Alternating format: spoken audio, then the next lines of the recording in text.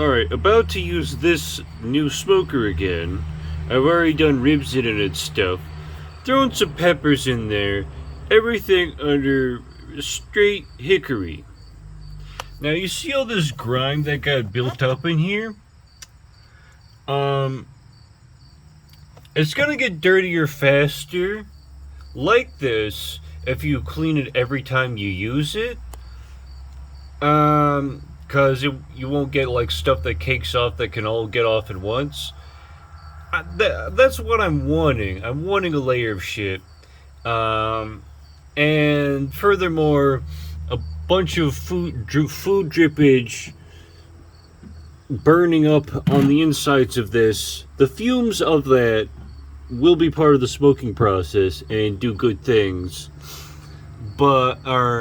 And for another thing, I had to do some work to scrape out styrofoam from this thing and burn a bunch of that off and stuff that I couldn't all the way get out. I intentionally, in this corner up in here, like shoved like woody material from. I had to try a bunch of different things, including toothpicks, and the only thing that worked to do that, to shove some in there to break off, because there's a piece of styrofoam all the way stuck in there, and trying to get it out fucking just added to denting issues. So you might have, if you buy one of these, you might have to clean out with gasoline or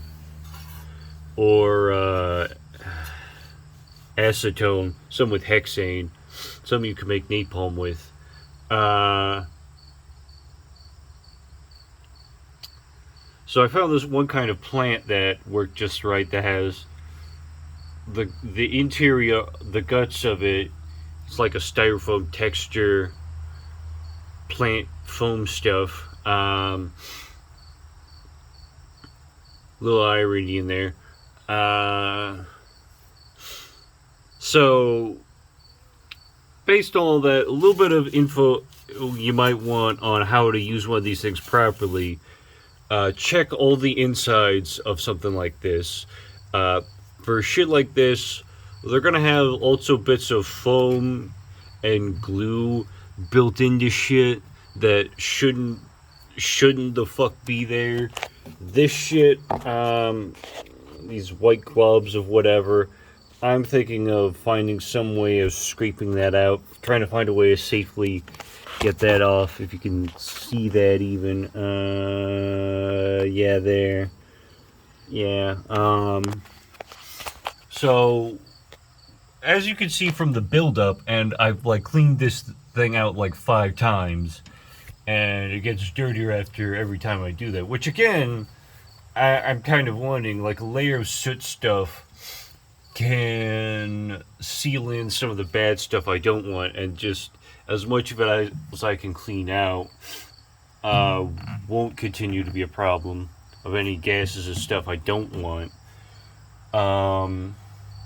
So looking at how, and all the nooks and crannies of this, so based on the fact I'm able to clean it well enough, and the fact that there's all this buildup, I want to be very clear. Don't use dish soap on your smoker. Don't use fucking dish soap on your smoker. I saw a guy using dish soap on his smoker. It was also a vertical smoker. It was a Pit Boss model where the door comes off. Don't use dish soap on your fucking smoker. Don't use dish soap on your cast iron pan.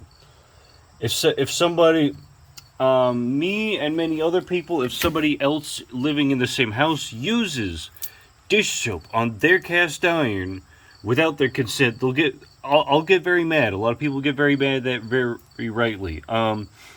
Now, if that does end up happening and you wash it off well enough, it could be fine or whatever. But I want to be very clear. Don't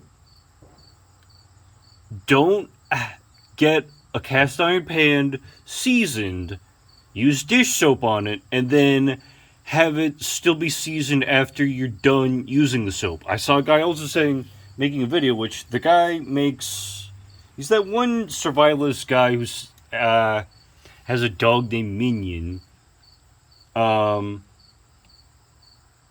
a bunch of his content's fine. A lot of it's good. I like a bunch of his videos, but he says, "Oh, I didn't even watch." He's like, "How to properly season your pan so that it stays seasoned after you use dish soap."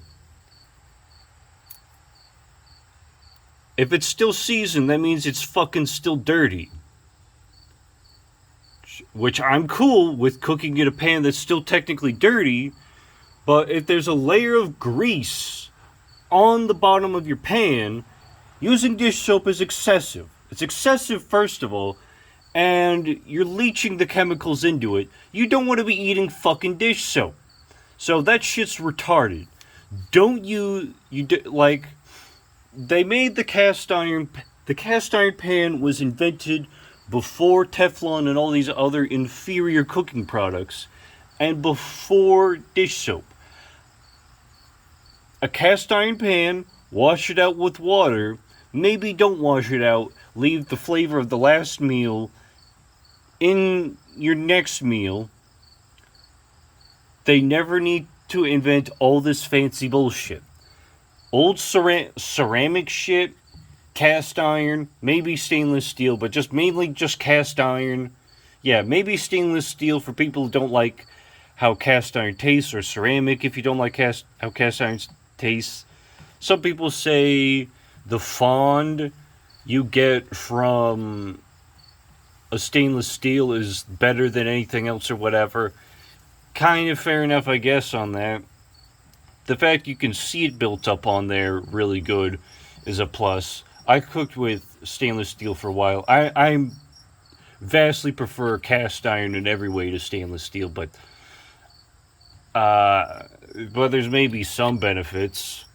As for polished cast iron, I'm not quite that sure about that. I saw a video about it that was very disappointing. He was like, "I'm going to polish this cast iron pan and see what happens." At the end of the video, we found out that when you polish a cast iron pan, it will be polished smooth. I'll maybe look further into it, but that told me precisely nothing. It pissed me the fuck off, pissed off other people who left comments.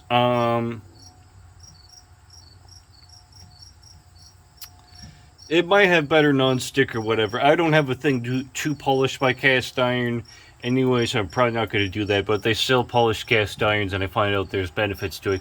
Might go for that. But back to this. Couple more tips. Don't use aluminum foil. Another related tip. Use parchment paper instead of aluminum foil. Third tip. Use parchment paper.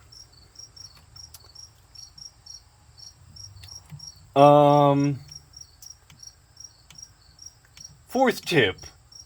If you like cooking things in aluminum foil, they also sell drain cleaner and other poisons at Walmart and other grocery stores and some hardware stores.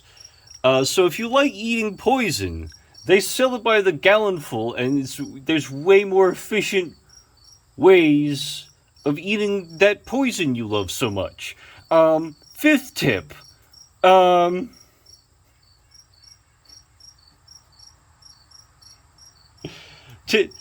Tip number 5. Related to the parchment paper thing. So, I've had ribs cooked in aluminum foil, where you smoke, wrap, smoke. Or wrapping phase being the last phase, but either way. So, fourth tip. When you're wrapping that shit, instead of throwing in butter and brown sugar and letting it make and trying to let it make caramel in there or whatever, make caramel beforehand and add that shit to it and let the grease separate in the process of that. If you make caramel really well, or even I fucked up on making caramel where the grease separates. Um, Caramel like that that's fucked up with the grease already separated might work.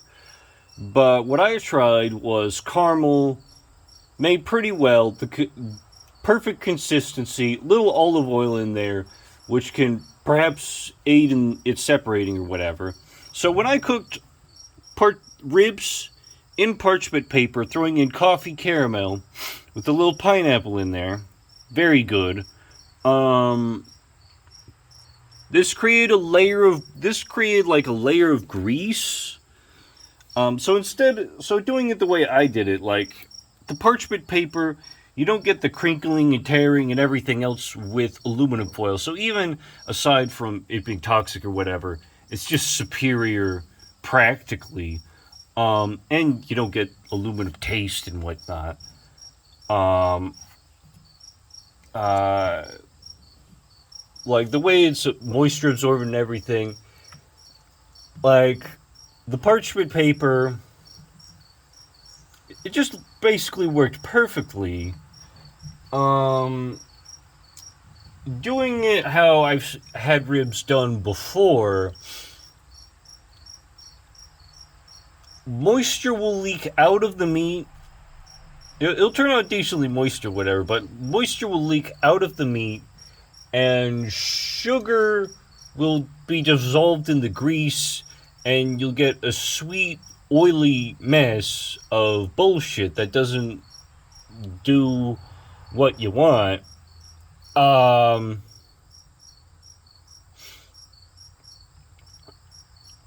the way I did it, everything was sticking to the meat pretty good, and that's even with not having made enough caramel. Uh, what I'm gonna do next with this thing is beef roast up here. And decide to do it above the peppers so that if there's drippage, at least some of it will go into the peppers, which goes back into the meal.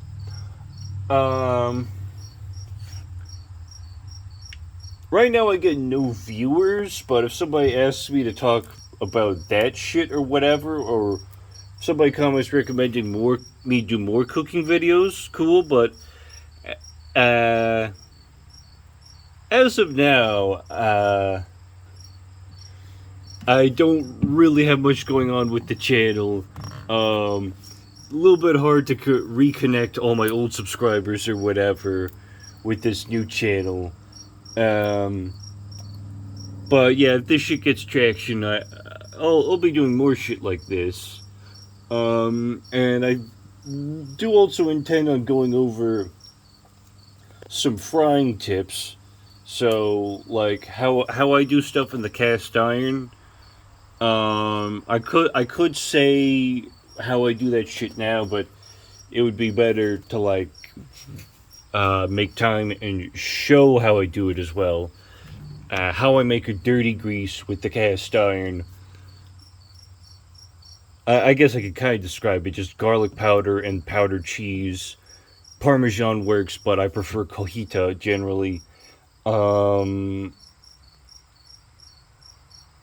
then like other stuff, like I'm thinking of trying out onion flakes in that too, but just garlic powder and powdered cheese works to make a perfect brown butter slash garlic butter. That creates solids. Combining this kind of shit with doing bacon. I mean, you can fry that stuff up in olive oil, just straight olive oil or whatever too. But yeah, that good way of doing things, and I'm gonna employ that in the process of making this beef roast here. But yeah, I intend on making more cooking shit very possibly.